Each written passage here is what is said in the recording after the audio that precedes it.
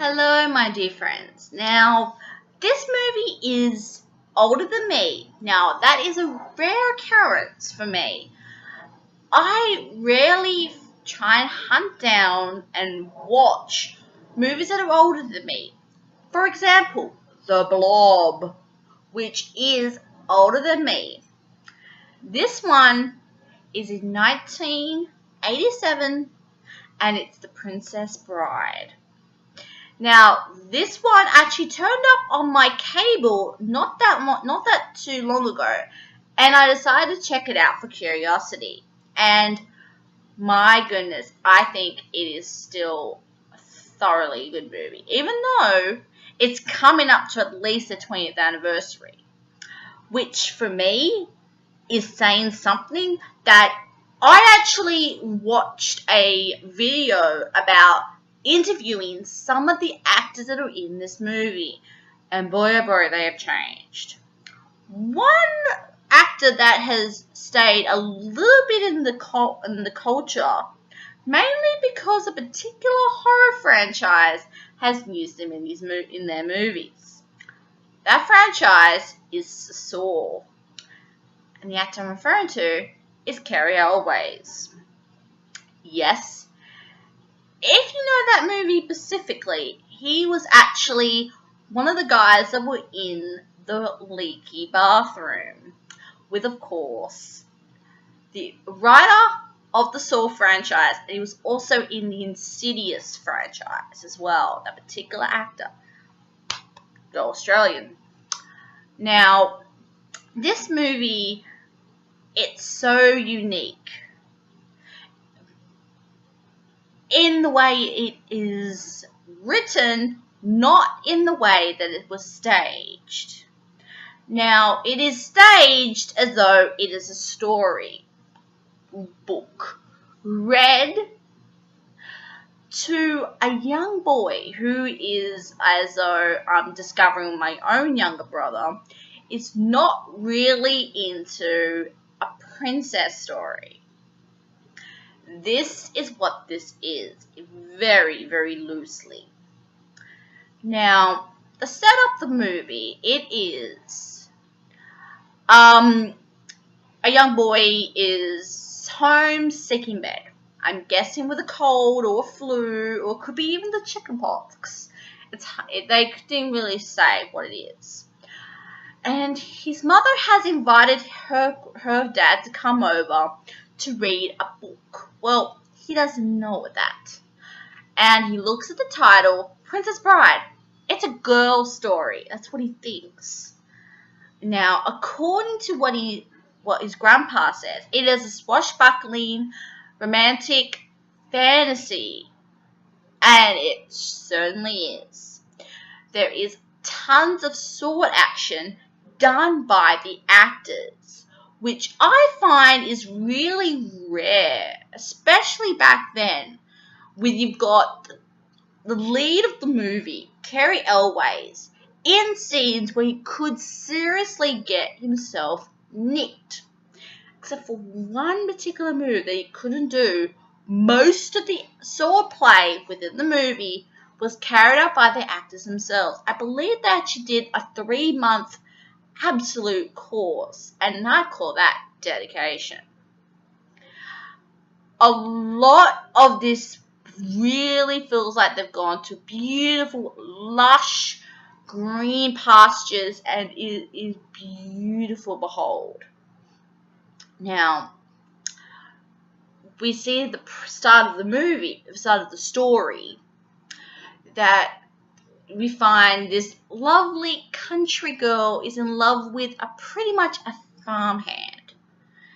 And he wants to make her proud, and he goes out and seeks his fortune, where he gets captured by a mysterious figure in black. Now, she believes that he has died, goes into a catatonic state.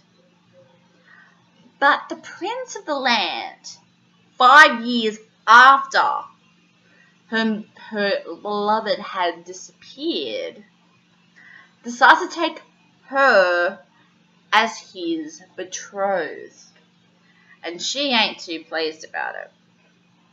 She's still in active mourning for her beloved. But they don't really get there. She gets captured by 3 goons. A smartass who pretty much is out for the money.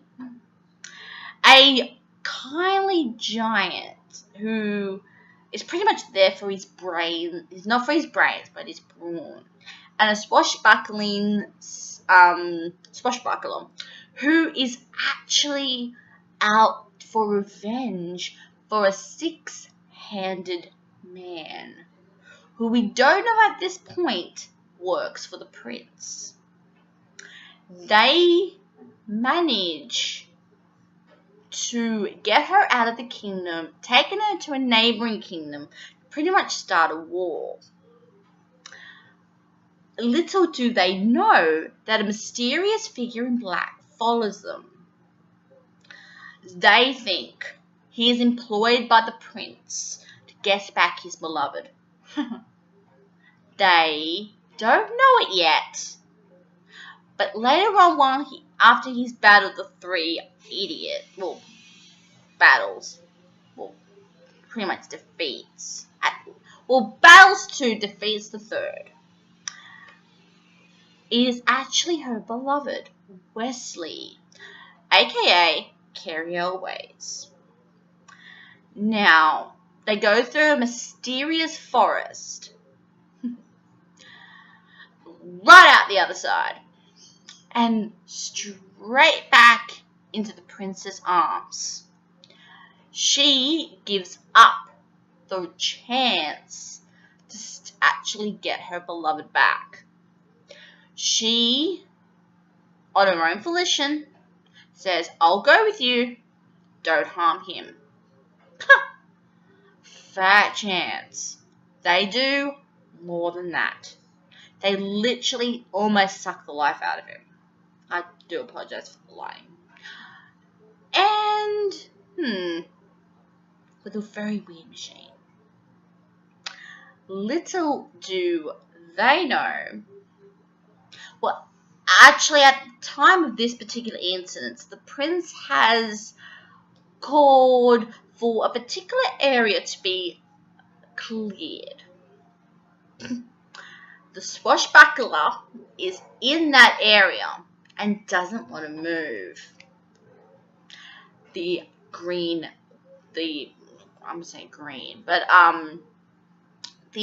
strong guy finds him and gets back Carrie Elways. And they try to get back the princess, who in this time has been forced into marriage and actually does it.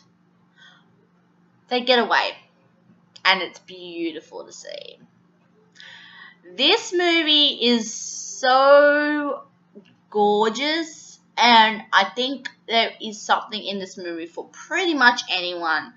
There's swashbuckling for the boys, a little bit of sword play, a little bit of fighting, and then for the women, well, there's the romance of the princess getting her prince back, and it's beautiful. So this movie is so well put together, and this movie, I think, holds up, which I can say that as someone who has seen movies that are older don't necessarily hold up, and this is one of them that I think of my generation, possibly even 2 generations down, would still enjoy this and find something in it, which I thoroughly think is the best way that a movie can stand the test of time.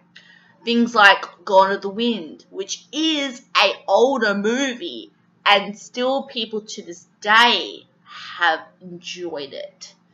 That's the definition of a good movie, that it will stand the test of time. I think if this continues, this might actually get put part of the records that is in the Smithsonian. I'm just saying. What do you think of The Princess Bride? Do you love it as much as I do? Write your comments down below, and I will try and release 3 movies a week.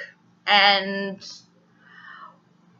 what movies do you want me to see next? Write them down in the comments section below, and I'll see if I can review them. I shall see you very, very soon. Ciao!